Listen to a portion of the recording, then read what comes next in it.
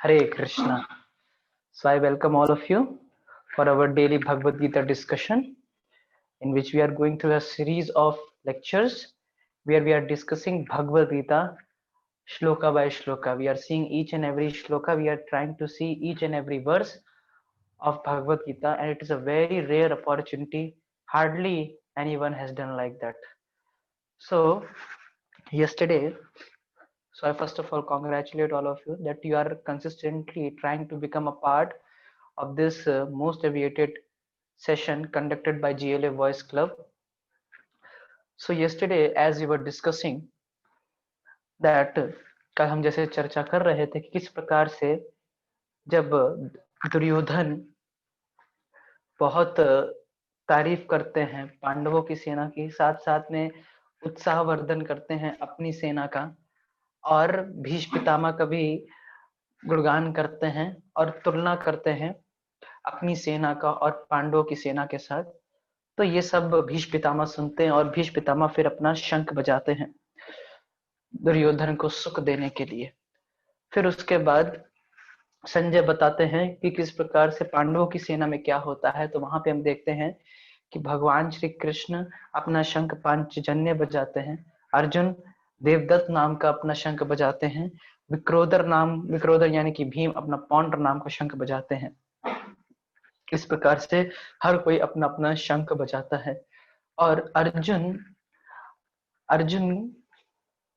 को विशेष रूप से सबका आशीर्वाद प्राप्त था और साथ साथ में सभी परिस्थितियां बन रही थी जिससे ये पूरी तरह से आश्वासन मिल रहा था कि जीत तो अर्जुन की ही होनी है, पांडवों की ही होनी है। क्यों?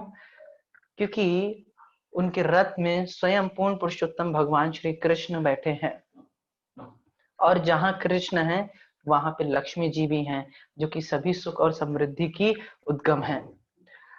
और उनके हाथ में जो रथ, जिस रथ पे वो बैठे हैं उनको अग्निदेव के द्वारा दिया गया है, तो देवताओं का भी उनको आशीर्वाद प्राप्त है। और उनका जो रथ है, रथ के ऊपर जो ध्वजा है उसे कपि ध्वज करके संबोधित कर रहे हैं, मतलब हनुमान जी भी वहां पे उनके साथ उपस्थित थे और बीच बीच में वह युद्ध की गर्जना कर रहे थे। He was giving a war cry, जिससे कि पांडवों का उत्साह और बढ़ता जा रहा था।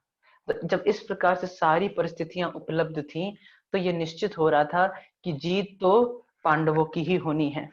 और इस प्रकार से सबके शंख सुनने के बाद कुरुओं का हृदय पूरी तरह से शैटर्ड हो गया, पूरी तरह से विचलित हो गए वो लोग कि हमारा क्या होगा।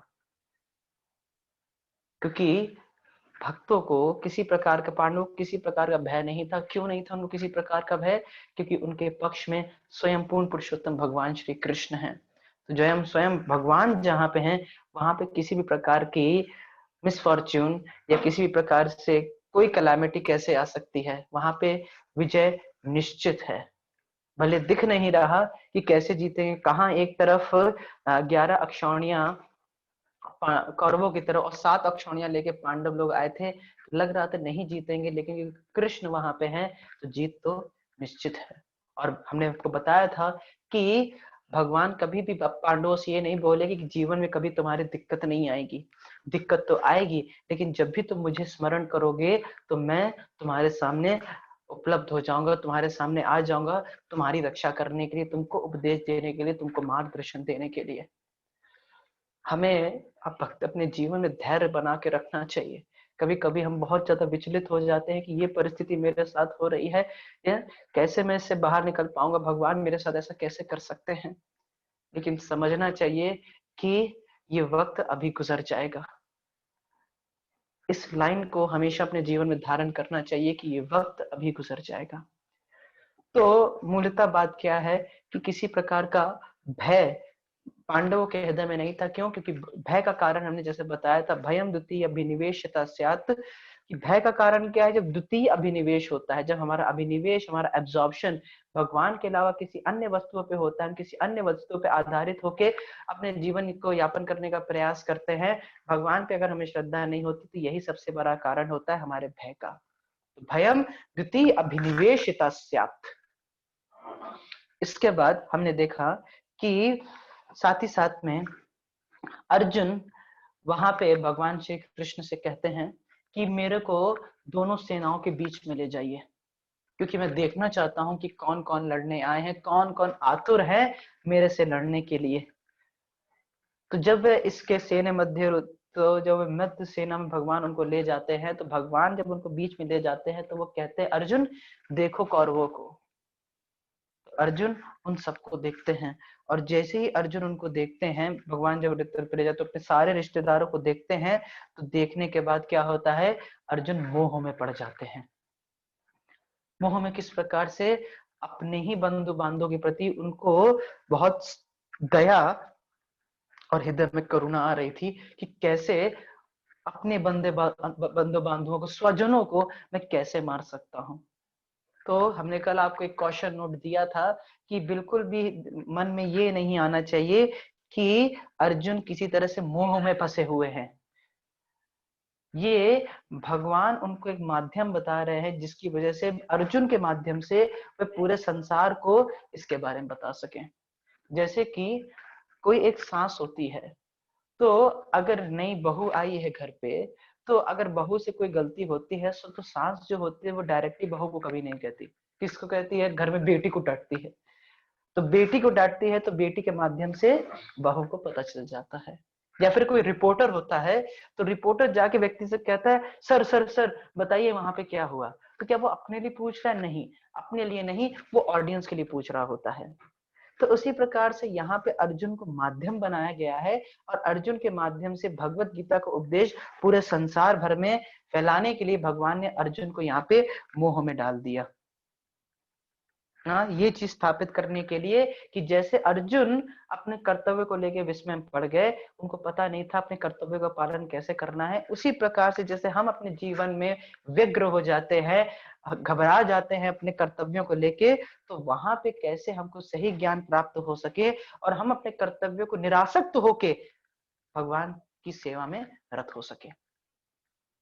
और फिर हमने देखा कि अर्जुन यहाँ पे, जैसे कि मैं आपके सामने स्क्रीन शेयर करूंगा, कि जैसे हमने देखा कि अर्जुन जो है वह विभिन्न कारण बताते हैं।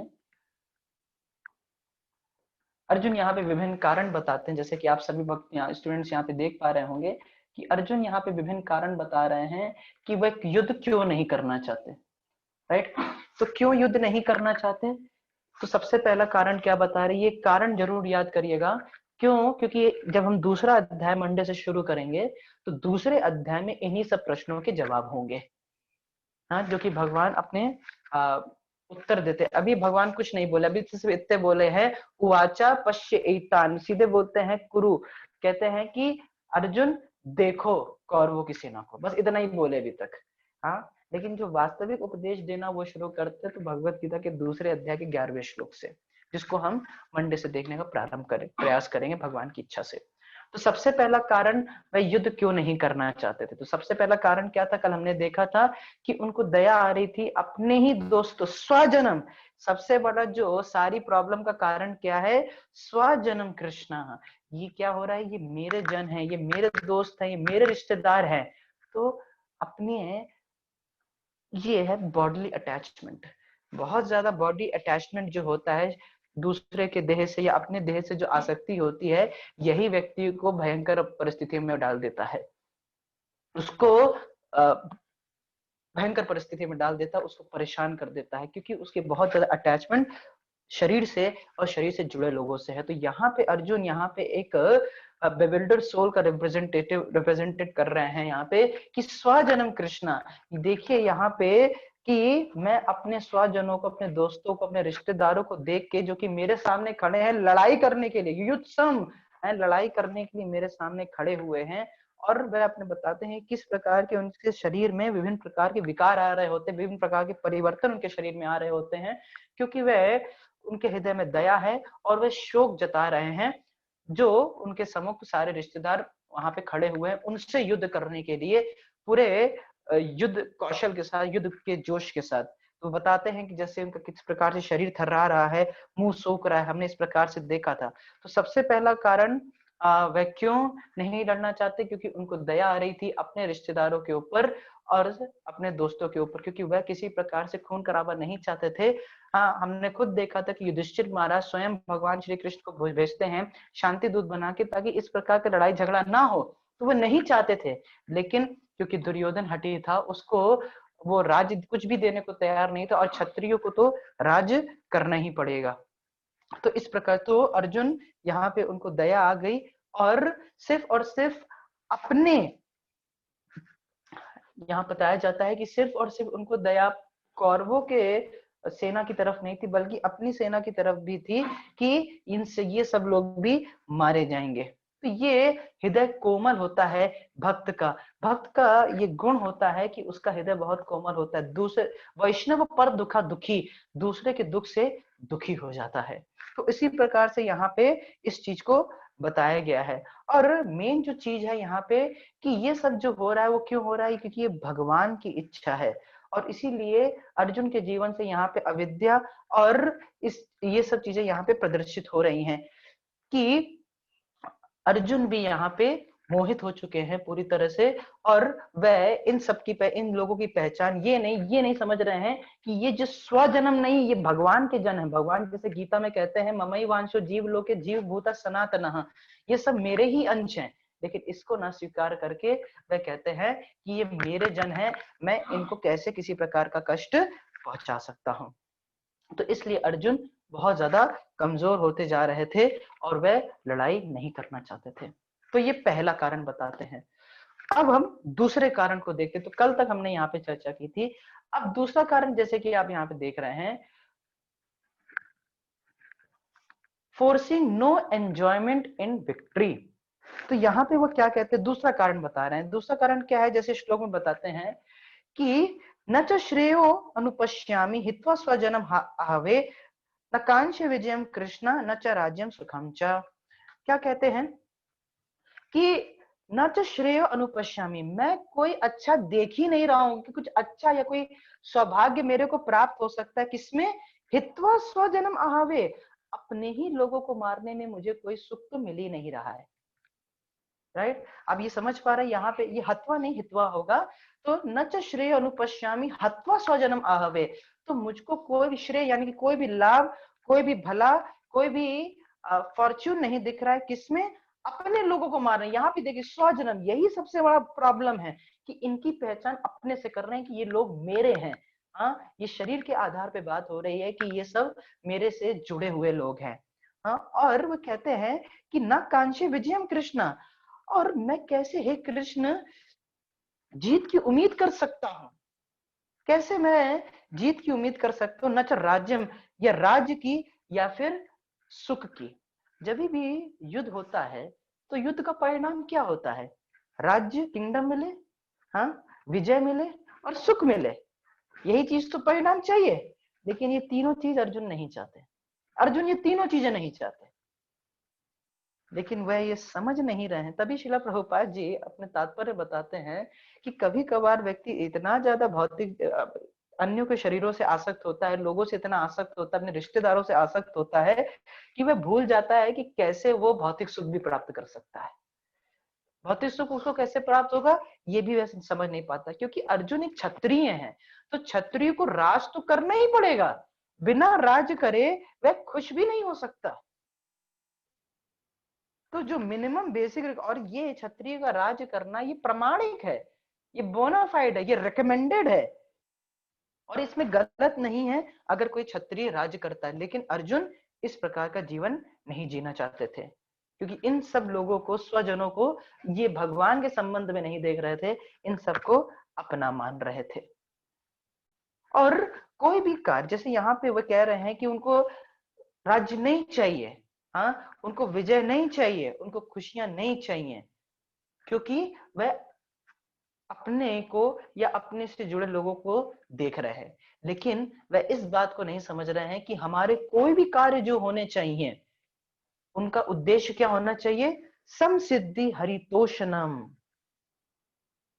हमारे सारे कार्यों का उद्देश्य क्या होना चाहिए कि इससे भगवान श्री कृष्ण प्रसन्न होने चाहिए, वो संतुष्ट होने। समसिद्धि हरितोषणम, सीधा सीधा भागवत में ये बात आती है कि इससे हमारे कार्यों से एक भक्त जो कार्य करता है उससे भगवान श्री कृष्ण संतुष्ट होने चाहिए, प्रसन्न होने चाहिए।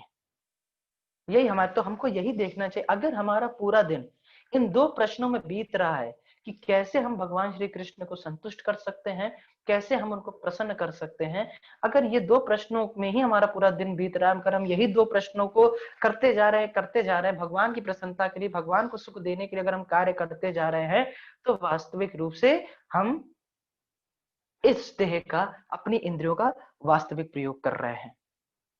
तो अर्जुन यहाँ पे क्या देख रहे थे इस बात को कि उनको लड़ाई नहीं करनी, क्योंकि बहुत मेरे जो लोग हैं उनको मैं कैसे मार सकता हूँ।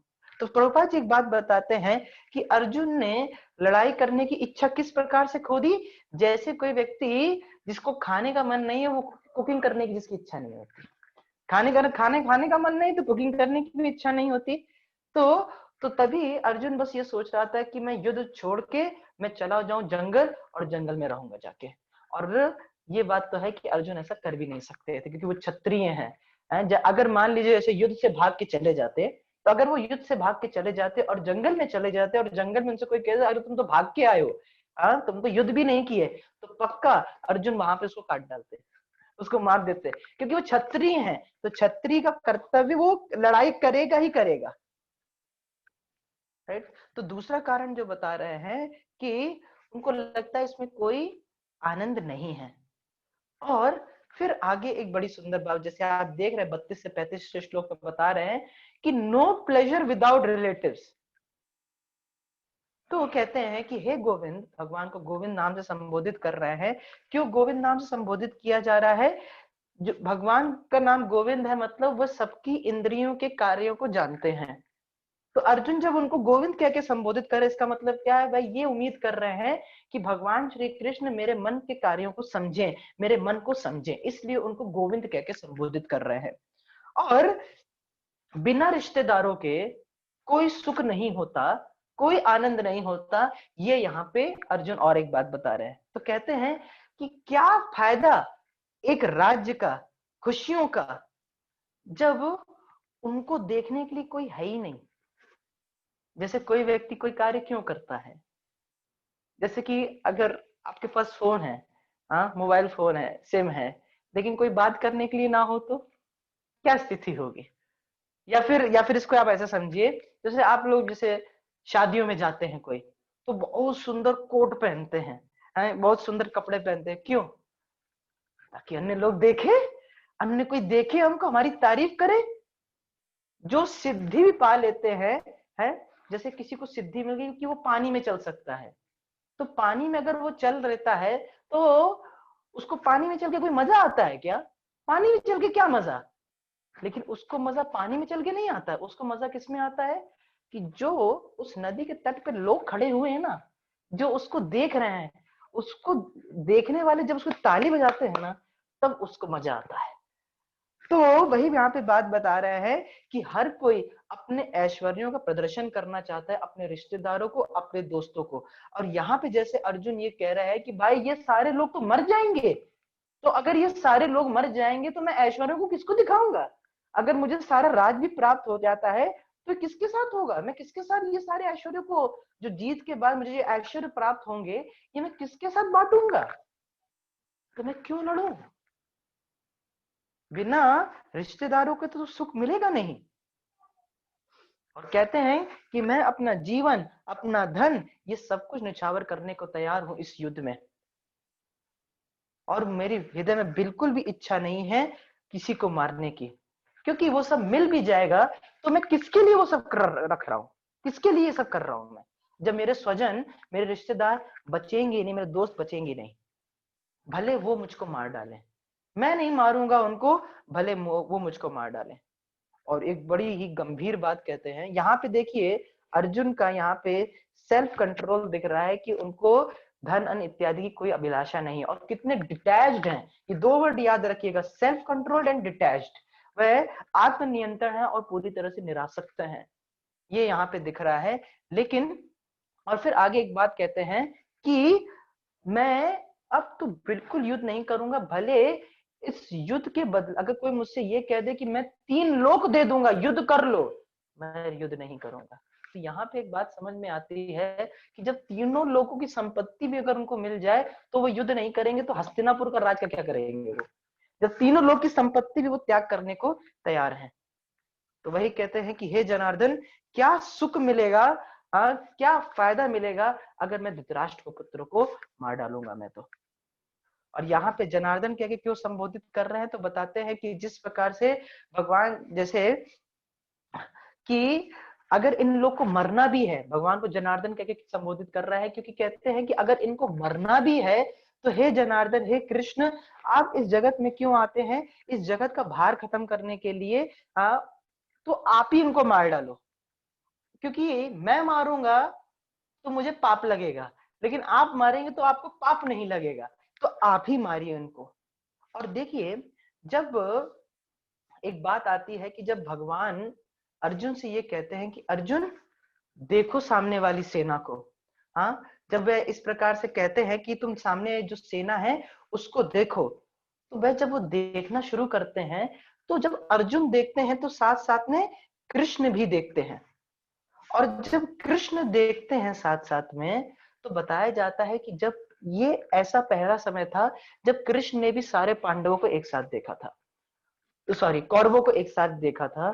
तो जैसे ही भगवान ने देखा तो वाचा पार्थ पश्येतान समवेतान कुरुन इति, तो क्या होगा कि सारे पांडवों की उम्र अपने आप ही कम हो गई थी। भगवान के देखने मात्र से अब उनका निश्चय हो गया था कि अब ये लोग अपने प्राणों को छोड़ेंगे ही छोड़ेंगे। कृष्ण ने उनको पहले ही मार दिया था। क्यों? क्योंकि इन्होंने भगवान के भक्त द्रौपदी के साथ इतना बुरी तरह से उनका इंसल्ट किया था, तो इसलिए ये लोग पहले ही मर गए थे। बस अर्जुन क्या थे, एक इंस्ट्रूमेंट बन रहे थे बस। तो यहाँ पे एक 11वें अध्याय बताते हैं कि भगवान कहते कालोस्मि लोकशय प्रविद्धो, तो मैं काल हूं, तो मैं काल हूं, I am time, I am, ऐसे भगवान बोलते हैं कि मैं काल हूं, मैं स्वयं काल हूं। तो तस्मात् त्वम उत्तिष्ठ यशो लभस्व जित्वा शत्रुं भुंक्ष्व राज्य समृद्धम, तो यही कहते हैं कि तुम हे अर्जुन उठो और जाके युद्ध करो, ये पहले ही मर चुके हैं, हाँ, ये लोग जो है ये पहले ही मर चुके हैं, बस तुम उठो, श्रेय लो और राज्य का भोग करो। तो इस प्रकार से यहाँ पे भगवान, यहाँ पे इस चीज को बताया जाता है कि हालांकि अर्जुन प्रस्तुत कर रहे हैं इस बात को कि मार के क्या लाभ मिलेगा, क्योंकि रिश्तेदार नहीं होंगे, तो ये सारे राज्य का मैं करूंगा क्या। तो इस प्रकार से यहाँ पे बताते, फिर आगे तीसरा कारण बता रहे। तो पहला कारण क्या था? पहला कारण था कि उनको दया आ रही थी किसके प्रति, अपने रिश्तेदारों के प्रति और अपने दोस्तों के प्रति। पहला कारण दया रिश्तेदारों के प्रति और दोस्तों के प्रति। दूसरा ये बता रहे, वह देख पा रहे थे कि लोग कोई लाभ ही नहीं जीत में, क्योंकि अगर जीत मुझे प्राप्त भी होगी तो किसके साथ बांटूंगा, सारे रिश्तेदार तो मर गए।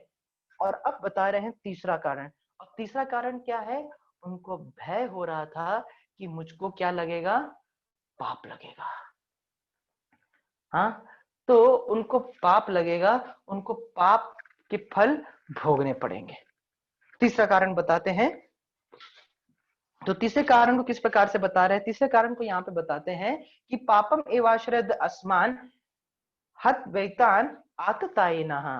तो कहते हैं कि जो आतताई होते हैं, आतताई मतलब जो दूसरों, जो बहुत खराब तरह से व्यवहार करते हैं दूसरों के साथ, या फिर आतताइयों को आप बोल सकते हैं आक्रामक लोग जो होते हैं।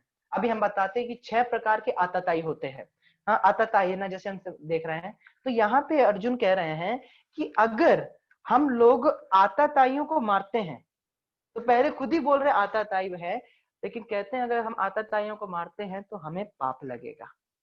हालांकि मनुस्मृति में बताया जाता है कि 6 प्रकार के आतताई होते हैं। आप श्रील प्रभुपाद जी के तात्पर्य में देख सकते हैं, पहले अध्याय 36वें श्लोक में 6 प्रकार के आतताई कौन है। पहला, जो जहर खिलाता है, जहर देता है।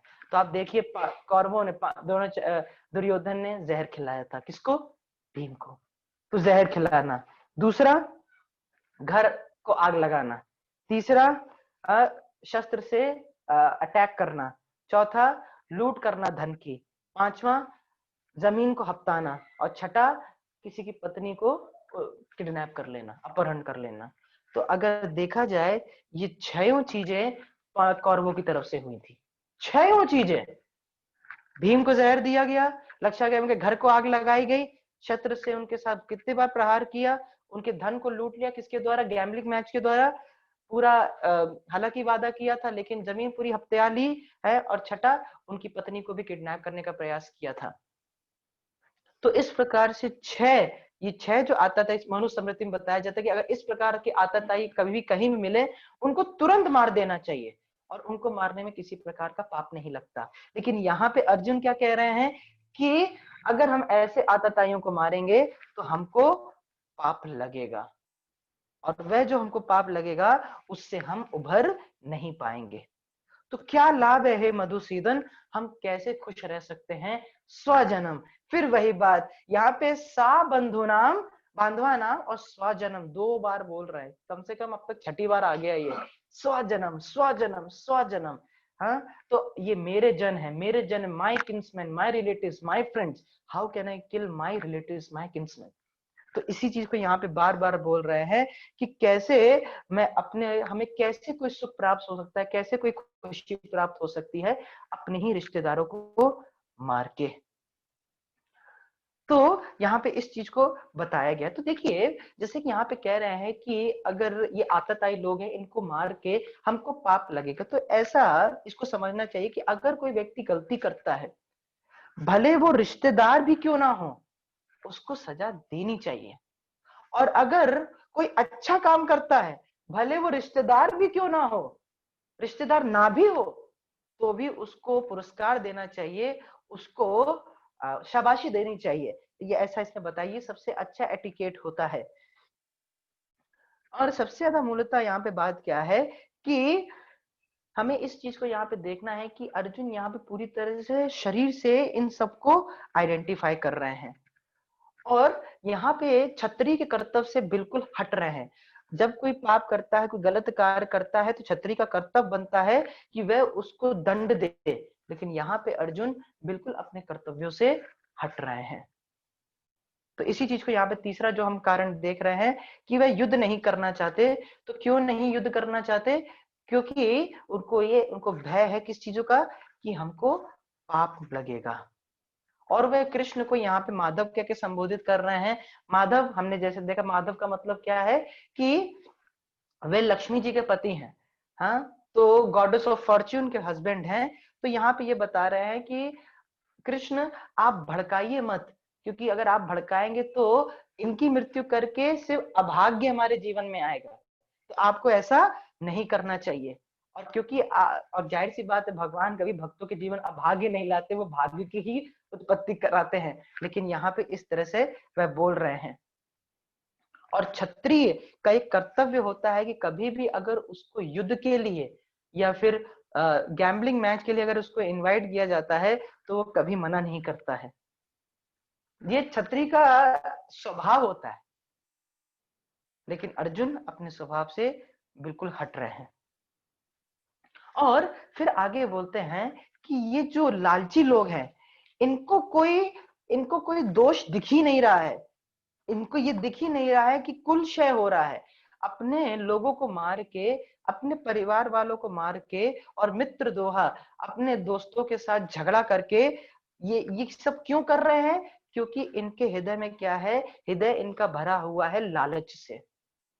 लालच किसका? राज्य का। क्योंकि राज्य का लालच है, इसलिए ये लोग अपने ही लोगों को मार रहे हैं, अपने ही कुल का क्षय कर रहे हैं, अपने ही मित्रों के साथ द्रोह कर रहे हैं। लेकिन अब ये कर रहे हैं तो हे जनार्दन, हमें थोड़ी ना इस क्राइम में पड़ना चाहिए, इन सब चक्करों में हमें फंसना चाहिए कि हम अपने ही परिवार का पूरा सर्वनाश कर दें। अभी वो कारण बताएंगे कि परिवार का सर्वनाश करके क्या दिक्कतें आती। तो वो ये है कि इसी बात को बता रहे हैं कि चलो, इनका हृदय लालच से भरा हुआ है। हाँ, तो अगर इनका हृदय लालच से भरा हुआ है और अपने लालच की पूर्ति करने के लिए ये दोष नहीं देख रहे हैं, किसमें? अपने स्वजनों को, अपने परिवार वालों को मारने के लिए, मित्रों के साथ लड़ाई झगड़ा करने के लिए दोष नहीं देख रहे हैं, क्योंकि हृदय पूरी तरह से लालच से भरा हुआ है। लेकिन हे जनार्दन, हम तो देख सकते हैं ना, हम तो देख सकते हैं ना कि ये बहुत बड़ा अपराध है, बहुत बड़ा जुर्म है अपने ही परिवार वालों को मारना। तो कैसे हम लोग ऐसे पापमय कार्य में लग सकते हैं, ऐसे पातकम वाले कार्य कैसे कर सकते हैं, हम पापमय कार्य कैसे कर सकते हैं? हमें अपने परिवार का नाश नहीं करना चाहिए। अच्छा, अब क्यों नहीं करना चाहिए? तो वह चौथा कारण बताते हैं, तो इसको थोड़ा समझने का प्रयास करिएगा। चौथा कारण क्या है? तो हमने पहला कारण क्या देखा कि उनको दया आ रही थी अपने रिश्तेदारों के प्रति और अपने दोस्तों के प्रति। दूसरा हमने क्या देखा कि उनको दिख रहा था कि कोई लाभ ही नहीं है जीतने में, क्योंकि अगर मुझे सब मिल भी गया तो मैं किसके साथ इस जीत को बांटूंगा। और तीसरा कि इसके जो परिणाम है, जो पाप हम करेंगे उसके परिणाम से उनको भय था। और ये अब चौथा कारण बता रहे। तो जैसा कि हमने अभी देखा था कुल क्षय, तो कुल का क्षय होगा, तो कुल का क्षय होगा तो कुल के क्षय से क्या नुकसान होगा वो इसमें बताया गया, वो चौथा कारण बताते हैं।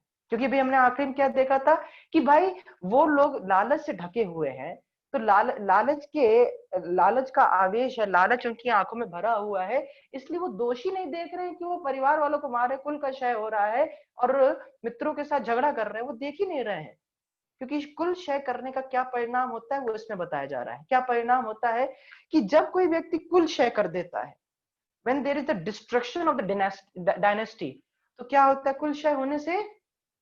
प्रणश्यन्ति कुल धर्मः, जो परिवार का ट्रेडिशन है वो रुक जाता है, परिवार की जो परंपरा है, परिवार की जो संस्कृति है वह रुक जाती है। जैसे कि इसको एक तरह समझ सकते हैं, कैसे?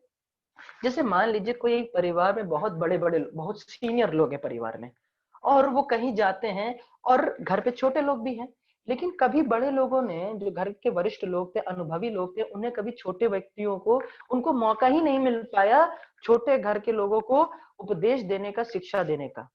और क्या हुआ कि वह मर गए। तो अब वह मर गए तो जो छोटे लोग हैं, जो छोटे घर के लोग सदस्य हैं, उनका क्या होगा? उनको कैसे पता चलेगा? उनको कोई शिक्षा नहीं मिली, कोई मार्गदर्शन नहीं प्राप्त हुआ, कोई गाइडेंस नहीं प्राप्त हुई, तो उनको कैसे पता चलेगा कि उनको आगे अपना जीवन कैसे जीना है? राइट? तो ये जो फैमिली ट्रेडिशन है ये पूरी तरह से रुक जाता है। देखिए, जिस फैमिली में या जिस सोसाइटी में कोई संस्कृति नहीं होती, कोई ट्रेडिशन नहीं होता, तो वहां पे क्या होता है कि वहां के स्त्री और पुरुष किसके आधार पे कार्य करते हैं? सेंसुअल अर्जेस के हिसाब से। जैसे जैसे एक मान लीजिए कोई जगह है, तो वहां पे हमको पता है कि नहीं नहीं, हमें ये चीज नहीं करनी क्योंकि गलत है, लोग इसको बुरा मानेंगे। तो कुछ ट्रेडिशन हमारे घर पे ऐसा बना दिया गया है कि हमें ये चीज नहीं करनी है, तो हम रुक जाएंगे। अगर ऐसा कोई ट्रेडिशन नहीं होगा तो जो सेंसुअल अर्जेस होंगे, जो हमारी इंद्रियां कहेंगी, हम तुरंत उसको करना चाहेंगे। जैसे जो जानवरों की कम्युनिटी होती है, उसमें कोई सेट ऑफ प्रोटोकॉल्स नहीं होते, उसमें कोई नियम कानून नहीं होते। वो जैसे ही अपोजिट सेक्स को देखते हैं वो उनसे यूनाइट होना चाहते हैं। उनके यहाँ कुछ ऐसा नियम नहीं होता।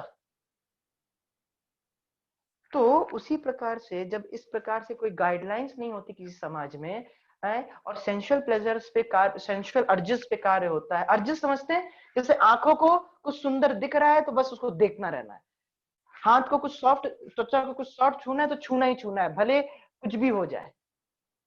जी को कुछ खाना है मतलब खाना है, कान को कुछ भी सुनना है मतलब सुनना है। तो सेंसुअल अर्जेस पे सारे कार्य हो रहे हैं। तो वो समाज जानवरों का समाज होता है। आहार निद्रा भय मैथुनम च सामान्य एत पशुभि नारायणाम धर्मो हि तेषाम अधिको विशेषो धर्मे नहीं ना पशुभि समाना। जानवर और इंसान में चार चीजें कॉमन है। क्या?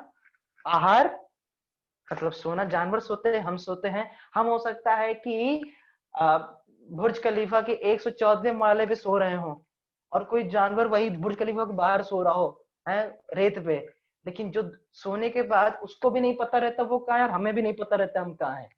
हाँ, दोनों को सोने में अनुभव अलग नहीं होता। जब स्थान अलग हो सकता है लेकिन अनुभव एक जैसा है। तो सोते वो भी हैं, सोते हम भी हैं। आहार सॉरी निद्रा। आहार, आहार का मतलब जैसे हो सकता है हम बुर्ज खलीफा में बैठ के बड़ा ही अच्छी डाइनिंग टेबल में बैठ के हम लोग खाना खा रहे हो, हाँ, और खूब सारे एक से एक आइटम रखे हो हमारे सामने, और जानवर जो है कुछ कोई सूखी फूकी रोटी खा रहा हो। हाँ, लेकिन जो एक जानवर को सुख मिलता है, हमको जो सुख मिलता है, उसमें अंतर नहीं है। तो खाने में अंतर, वो भी खाते हम भी खाते, वो भी सोते हम भी सोते, आहार निद्रा भय, वह भी अपनी रक्षा करते हैं और हम भी अपनी रक्षा करते हैं। हम हो सकता है न्यूक्लियर वेपन का यूज करते हो, हाँ, बड़े बड़े अस्त्रों का यूज करते हो अपनी रक्षा करने के लिए, वह भी अपने, वह उनके पास न्यूक्लियर वेपन नहीं तो अपने ही नाखून उससे अपनी रक्षा कर लेते हैं। तो आहार निद्रा भय मैथुन, मैथुन यानी कि वह भोग करते हैं, वह संतान की उत्पत्ति करते हैं, हम भी संतान की उत्पत्ति करते हैं। तो खाना, सोना, बच्चे पैदा करना और अपनी रक्षा करना, ये चारों चीजें इंसान और जानवर में कॉमन है, समान है। तो आहार निद्रा भय मैथुनम च सामान्य एतत् पशु भी नारायण, तो नर और पशु में कॉमन है। अंतर क्या है फिर? धर्मो ही तेषाम अधिको विशेषो। So what does we become different from an animal? It doesn't mean, देखिए इंसान और जानवर में ये अंतर नहीं हो गया कि वो चार पैर पे चलते, हम दो पैर पे चल रहे हैं। हाँ, हो सकता है कि हमारे पैर ऐसे लगे हों, नाक ऐसे लगी हो, हाथ ऐसे लगे हों, इसका मतलब ये नहीं कि हम इंसान बन जाते हैं। Advancement in Krishna consciousness depends upon the attitude of the follower. किस मनोवृत्ति के साथ, किस एटीट्यूड के साथ हम मूवमेंट को फॉलो कर रहे हैं, कोई कार्य कर रहे हैं, उससे हमारी पहचान होती है, उससे हमें पता चलता है हम किसी क्षेत्र में प्रगति कर रहे हैं कि नहीं। तो एटीट्यूड हमें बनाती है, हम बताती है हम कौन है। तो क्या अंतर पड़ता है हम में और जानवरों में? तो कहते हैं धर्म। और व्हाट डज धर्म मीन्स? धर्म का मतलब होता है कि जो भगवान बोले, धर्मंतु साक्षात भगवत प्रणीतम, जो भगवान बोले वो धर्म। मतलब जब हम शास्त्रों का पालन करते हैं, जैसा भगवान ने बोला है, भगवान जैसे कहते हैं कि मेरे नाम का जप करो, भक्तों का संग करो, मेरा दर्शन करो, मेरी सेवा करो, मेरे बारे में पढ़ो, मेरे भक्तों के मुख से मेरे बारे में सुनो, मेरे को प्रणाम करो। जब ये सारी चीजें हम भगवान के लिए करते हैं, भगवान की प्रसन्नता के लिए करते हैं, तो ये धर्मो ही तेषाम अधिको विशेषो, तो ये हमको जानवरों से भिन्न करता है। नहीं तो धर्मेण हीना पशु भी समाना, वरना जो धर्म की हानि करता है, धर्म का पालन नहीं करता है, वह पशु के समान होता है। ये सीधी सीधी बात यहाँ पे कही गई है। देखिए, जैसे कि आप सब लोग स्टूडेंट्स हैं, काफी स्टूडेंट्स होंगे, कुछ फैकल्टीज भी हो सकते हैं और कुछ शायद जॉब भी कर रहे होंगे, डिफरेंट डिफरेंट प्रोफाइल्स में हैं आप लोग जो यहाँ पे क्लास में अवेलेबल है।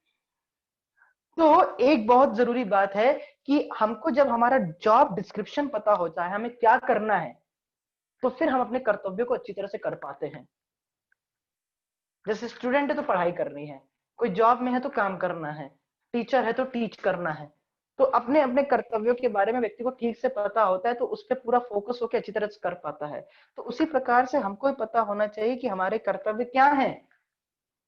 तो हमें क्या करना है? We should follow, we should abide by the laws of scriptures, so that make us different from animals, otherwise we are the same. तो ये हमको इंक्विजिटिव पावर दी गई है, जानवर इस प्रकार चर्चा नहीं कर सकता, हमको मौका मिला है तो हमको इस चीज को करना चाहिए। तो यही यहाँ पे बात बता रहे हैं कि जब यहाँ पे वंश कुल का क्षय होगा तो अपने आप प्रणश्यंती कुल धर्म, तो कुल का जो धर्म है वो रुक जाएगा। और जब कुल का धर्म रुक जाएगा तो उसकी वजह से क्या होगा? तो कहते हैं अधर्म अभिव्यक्ति अभिभवती, अधर्म बढ़ेगा। राइट, स्वाभाविक रूप से अधर्म बढ़ेगा। लोग वर्णाश्रम का पालन नहीं कर, वर्णाश्रम का मतलब होता है 4 वर्ण और 4 आश्रम होते हैं। आश्रम कौन से? ब्रह्मचारी, गृहस्थ, वानप्रस्थ और सन्यास। और वर्ण मतलब कि ब्राह्मण, क्षत्रिय, वैश्य, शूद्र, ये सब जो होते हैं इनका आधार जन्म नहीं होता, इनका आधार चातुर्वर्ण्य मया सृष्टम गुण कर्म विभागशः। तो भगवान गीता में स्वयं बताते हैं कि ये जो वर्ण और आश्रम का विभाजन किनके आधार पे होता है? गुण के आधार पे होता है। और जब व्यक्ति इस प्रकार से इनका पालन नहीं करेगा तो अधर्म बढ़ेगा, जैसा कि यहाँ पे बताया गया है। और जब अधर्म बढ़ेगा तो क्या होगा? तो प्रदुष्यंती कुला स्त्रिय, कि जो स्त्रियां हैं कुल की वो दूषित होंगी। क्योंकि जब अधर्म बढ़ रहा है तो उसकी वजह से क्या होगा कि जो मासूम इनोसेंट स्त्रियां हैं वो एक्सप्लॉइट होंगी, क्योंकि जो स्त्रियां हैं वह सुरक्षित होती किनके द्वारा, रिस्पॉन्सिबल मैन के द्वारा वो सुरक्षित होती हैं, राइट। और अगर अगर अधर्म बढ़ेगा तो ये जो स्त्रियां हैं इनका शोषण होगा किनके द्वारा, जिनके बड़े ही विषैले इरादे, ऐसे लोग जिनके बड़े ही विषैले इरादे हैं, इविल माइंडेड पर्सन्स, जिनके दुष्ट विचार हैं, ऐसे लोगों के द्वारा उनका शोषण होगा, उनका एक्सप्लॉयटेशन होगा, तो वुमेन विल बिकम पॉल्यूटेड। तो जैसे देख रहे हैं कि जब कुल का क्षय होगा तो परिवार का जो धर्म है, कुल का धर्म है, वह रुकेगा और उसकी वजह से अधर्म बढ़ेगा, और जब अधर्म बढ़ेगा तो स्त्रियां दूषित होंगी और उसका परिणाम क्या होगा, वर्णाशंकरः, मतलब अनवांटेड, अनचाही प्रोजेनी यानी कि वंश की उत्पत्ति होगी। और जब इस प्रकार से अनचाही वंश की उत्पत्ति होगी, क्योंकि यहाँ पे कास्ट का मिक्सचर्स होगा, हाँ, कोई भी आके किसी प्रकार के इरादों का व्यक्ति आके किसी स्त्री के साथ उसका शोषण करेगा, तो अनचाही प्रोजेनी यानी कि संतानों का या फिर वंशों की जब उत्पत्ति होगी तो उससे तीन चीजें हो जाएंगी। क्या? पहला, नारकः, पहले चीज क्या कि जब वो लोग ऐसी संतानें जब उत्पत्ति होंगी तो क्या होगा, वो ऐसे कार्य करेंगे जिसकी वजह से परिवार का और परिवार के पूरे कुल का उन सबका नाश होगा, जिसकी वजह से उसको नरक प्राप्त होगा। क्योंकि कोई व्यक्ति कुल का नाश कर रहा है, कुल के ट्रेडिशन का नाश कर रहा है, संस्कृति का नाश कर रहा है, उसकी वजह से क्या होगा, उसको नरक की प्राप्ति होगी।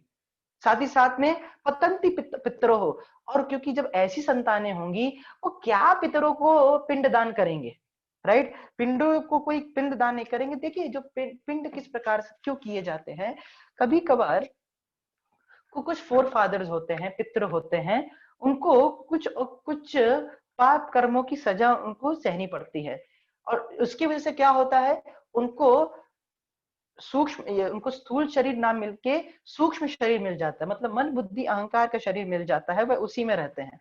तो जब उनको विष्णु प्रसाद दिया जाता है तो उसकी वजह से क्या होता है कि वह उन पाप से मुक्त होते हैं।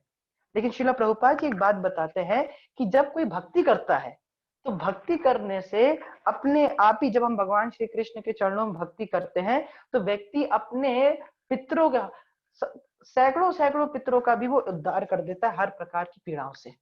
अगर कोई भगवान का भक्त हो जाता है, जो भगवान का भक्त हो जाता है उसको किसी भी प्रकार का ऋण नहीं होता, किसी भी प्रकार का ऋण नहीं होता। 6 प्रकार के ऋण होते हैं, कभी हम चर्चा करेंगे, लेकिन वो किसी प्रकार के, वो हर प्रकार के ऋण से मुक्त हो जाता है क्योंकि भगवान का भक्त हो गया।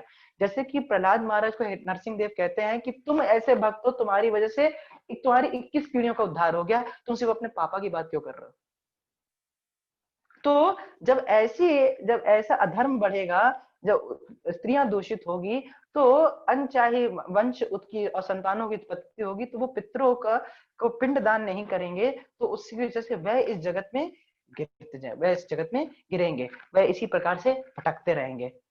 और भाई, और अंत में बता रहे हैं, उत्सद्यन्ते जाति धर्मः कुल धर्मः, तो एक तो कुल होता है और एक जाति होती है, मतलब इस तरह से बताया जाता है जैसे एक फैमिली और उसके अंदर जैसे जातियां होती है, कम्युनिटीज होती हैं, राइट, वो सब भी पूरी तरह से उनका सर्वनाश हो जाएगा। तो इस तरह से यहाँ पे इस चीज को यहाँ पे बता रहे हैं। ये पूरे लगभग लगभग 4 श्लोकों में इस चीज को बताया जाता है।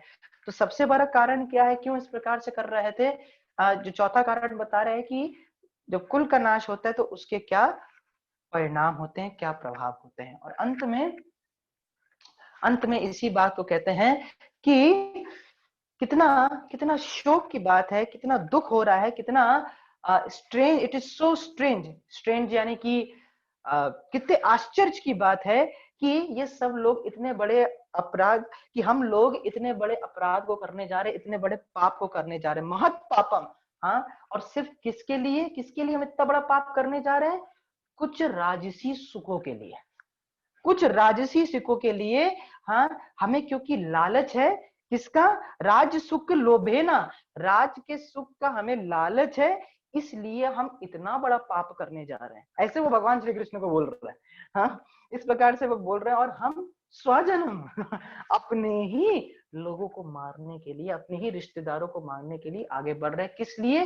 राज्य सुखम लोभेना, राज्य के सुख के लोभ के लिए हम ऐसे करने जा रहे हैं।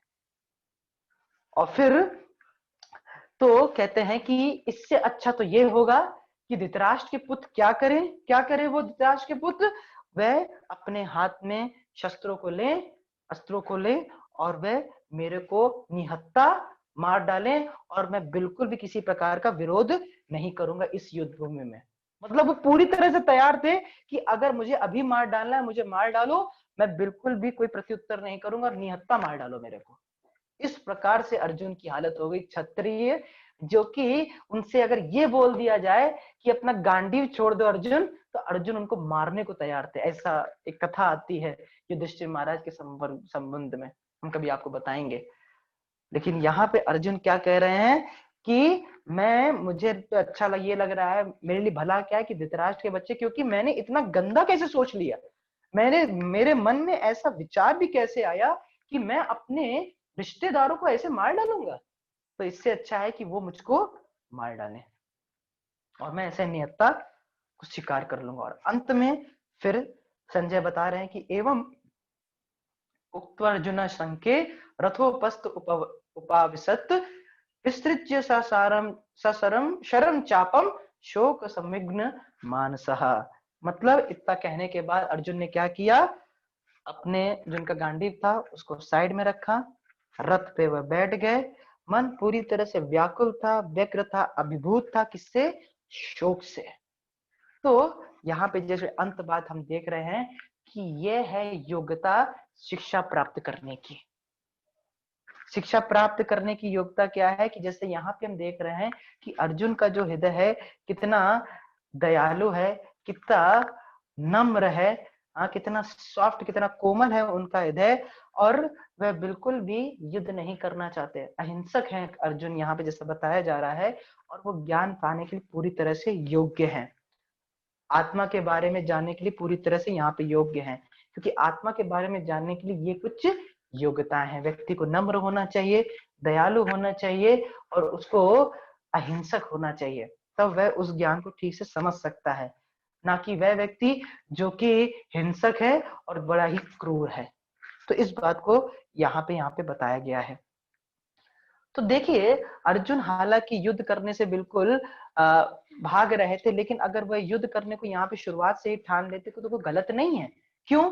श्रील प्रभुपाद जी एक बड़ा अच्छा उदाहरण देते हैं। इस उदाहरण को मैं समझाने का, उसको ध्यान से समझिएगा, ये बहुत मदद करेगा हमको पहले अध्याय को और समझने में। जैसे कि मतलब पूरी भगवत गीता को समझने में, कि अगर मान लीजिए कोई एक सेना का व्यक्ति है, तो सेना का व्यक्ति क्या करता है, वह एलओसी पे खड़ा है, line of out of control, LOC जो हम जानते हैं लाइन ऑफ कंट्रोल इस तरह से बताया जाता है। तो एलओसी पे वह क्या करता है, पाकिस्तान या उधर के जो लोग हैं जो हमसे लड़ाई करने आए हैं उस तरफ वो क्या कर रहे हैं, खूब गोलियां मारता है, 100 हजारों लोगों को मार देता है। तो अगर हजारों लोगों को वहां पे मार देता है तो सरकार क्या करती है, उसको इनाम देती है, मेडल देती है। लेकिन अगर वही व्यक्ति आ जाए कहाँ पे, अपने घर, और घर के बगल वाले व्यक्ति को गोली मार दे, तो सरकार क्या करेगी, उसको जेल में डाल देगी। अरे वहां 1000 लोगों को मारा, अवार्ड मिला, यहाँ पे एक व्यक्ति को मारा, जेल हो गई। क्यों? क्योंकि वहां पे वो सेना नायक, जो सेना का व्यक्ति है, किसके अनुसार कार्य कर रहा है, सरकार के अकॉर्डिंग। क्योंकि सरकार के अकॉर्डिंग कार्य कर रहा है, इसलिए सेना, सरकार उसको पुरस्कार दे रही है। और वहां पे घर पे आके कुछ अपने पर्सनल ग्रजेस, कुछ अपने पर्सनल गुस्से के कारण, द्वेष के कारण वह लड़ाई कर रहा है, तो उसको इस प्रकार की सजा प्राप्त होती है। तो इसीलिए अर्जुन का युद्ध करना बिल्कुल गलत नहीं। क्यों? क्योंकि भगवान की इच्छा है, और यही हर भक्त का कर्तव्य है कि वो भगवान की इच्छाओं को अपने जीवन की इच्छाएं बनाए। जब व्यक्ति ये ठान लेता है कि जो भगवान की इच्छा है वो मुझे करना ही करना है, तो संसार की सारी शक्तियां उसको मदद करती हैं उस कार्य को पूरा करने के लिए। तो यहाँ पे हमने देखा कि किस प्रकार, इस अध्याय में हमने देखा किस प्रकार से धृतराष्ट्र यहाँ पे जिज्ञासा करते हैं, पूछते हैं संजय से, कि अपने, और साथ साथ में हम देखते हैं कि किस प्रकार से वह पक्षपात करते हैं अपने बच्चों के प्रति, और वह जानना चाहते हैं कि पांडवों ने और उनके बच्चों ने युद्ध क्षेत्र पे, धर्म क्षेत्र कुरुक्षेत्र पे क्या किया। और फिर वहां पे हमने आगे देखा कि किस प्रकार से दुर्योधन के हृदय में जो भय था, और कितने पॉलिटिकल वे में, हाँ, दो मुंहे जैसे डिप्लोमेटिकली, हाँ, किस प्रकार से उसने वर्णन किया। हाँ, जिस प्रकार से दुर्योधन यहाँ पे द्रोणाचार्य के पास जाके वे बताते हैं कि पांडवों की सेना देखो कितनी अच्छी तरह से व्यवस्थित हुई है, आपका शिष्य वो भी द्रुपद पुत्र है, द्रुपद आपके दुश्मन द्रुपद का पुत्र है। और साथ साथ में उनकी सेना का वर्णन करते हैं, अपनी सेना का वर्णन करते हैं, और दोनों की तुलना भी करते हैं। फिर सभी लोग शंख बजाते हैं, भगवान श्री कृष्ण शंख बजाते, सारे पांडवगण शंख बजाते हैं, जिसकी वजह से कौरवों का हृदय पूरी तरह से थर्रा जाता है। और जब अर्जुन अर्जुन फिर सेना को देखते हैं, अर्जुन चाहते हैं देखने के लिए कि कौन कौन लोग हैं दुर्योधन का साथ दे रहे इतने गलत कार्य में। तो अर्जुन कृष्ण को कहते हैं कृपया करके मेरा रथ बीच में ले जाइए, मैं देखना चाहता हूं कि कौन कौन यहाँ पे लड़ने आए, मेरा रथ दोनों सेनाओं के बीच में ले जाइए। तो जब वे अपने रिश्तेदारों को देखते हैं तो अर्जुन का हृदय पूरी तरह से भर जाता है, व्याकुल हो जाता है, व्यग्र अभिभूत हो जाता है। किसके साथ? दया और स्नेह के साथ। और वह पहला कारण बताते हैं कि वह क्यों नहीं लड़ना चाहते, क्योंकि उनको दया आ रही है अपने रिश्तेदारों, अपने दोस्त के प्रति। फिर दूसरा कारण बताते हैं लड़ाई ना करने का, कि वह देख नहीं पा रहे थे कि इस जीत से मेरे को क्या भोग प्राप्त होगा। भोग करने की भी तो लोग चाहिए ना, हाँ, कोई लोग चाहिए उनके साथ भोग करने के लिए, भोग को बांटने के लिए। जब वो नहीं रहेंगे तो मैं क्या करूंगा। तीसरा कारण बताते हैं कि उनको भय था कि इस पाप का क्या प्रतिक्रिया, क्या रिएक्शन मुझे प्राप्त होंगे। और चौथा कि जब इस प्रकार से जब कुल का क्षय हो जाएगा तो कुल क्षय होने का कितना नुकसान होगा। कुल क्षय का नुकसान हमने देखा था कि क्या होगा, कि व्यक्ति कुल का जब नाश, कुल का क्षय होगा तो उसकी वजह से जो फैमिली का ट्रेडिशन है वो रुकेगा।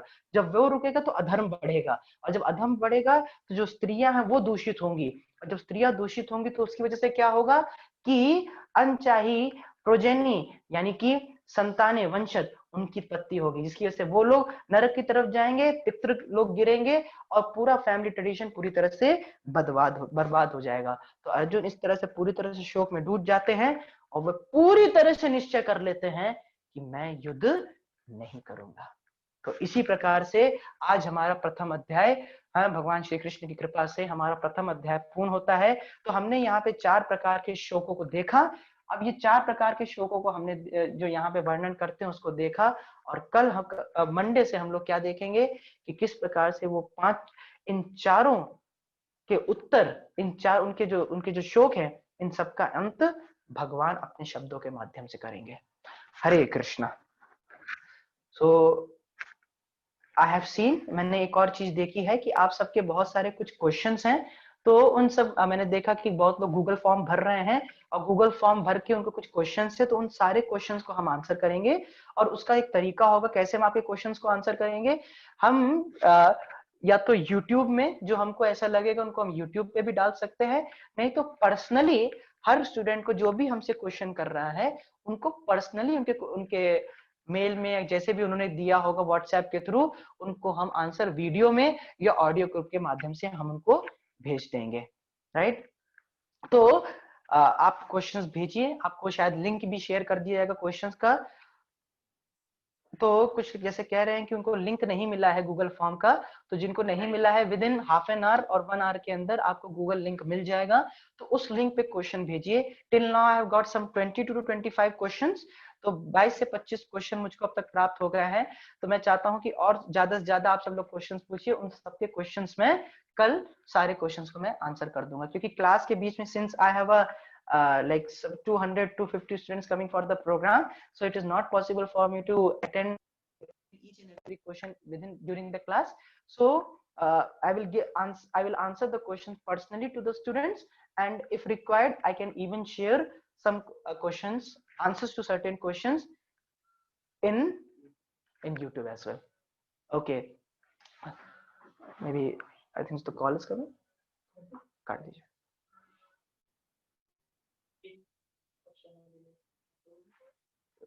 One question I can take. Are there any question? Yes, tell me.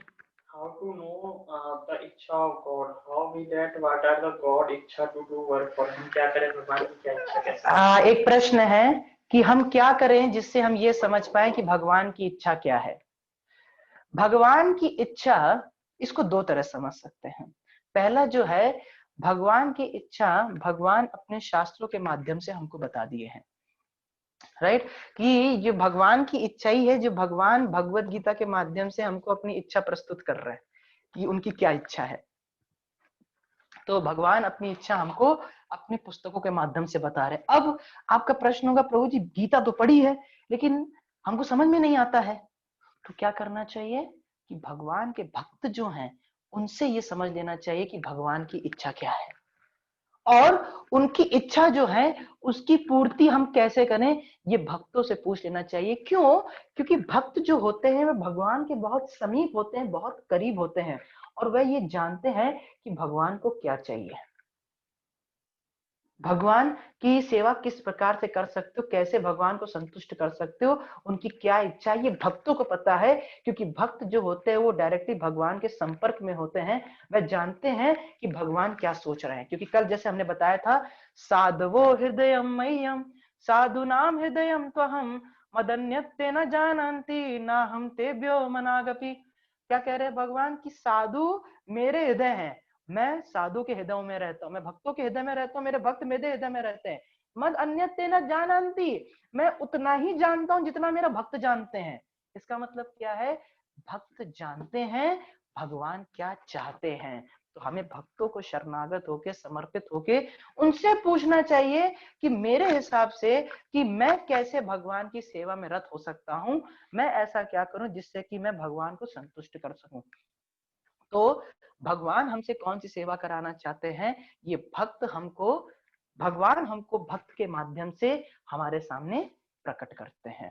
तो भक्त, भगवान की इच्छा कैसे पता चलती है, भक्तों के माध्यम से, नहीं तो शास्त्र से। और श्रील प्रभुपाद जी की कमेंट्री है इसमें, उन्होंने तात्पर्य दिया है इसमें। तो जब हम Bhagavad Gita as it is पढ़ते हैं, उसमें तात्पर्य पढ़ते हैं, तो उसमें हमको और अच्छी तरह से पता चल जाता है कि भगवान क्या चाहते हैं। श्रील प्रभुपाद जी ने इस प्रकार से हमें वर्णन किया है। Any one more question? Okay, so thank you all very much. So please do send your questions, and I'll be expecting that Monday we'll be starting a very important session, and that is from chapter 2. This is called as the summary of Gita. Chapter 2 is the summary of Gita. We will take these shlokas very nicely. We will try to cover each and every shloka. So I want all of you to be very attentive and try to come to this classes. And I'm telling you, as Arjuna's life was totally transformed, similarly, you and I, ours life will be totally transformed. So have patience, continue, and definitely things will change for sure. So thank you all very much. Shrimad Bhagavad Gita की जय, श्रील प्रभुपाद की जय, निताई गौर प्रेमानंदे, हरि हरि बोल।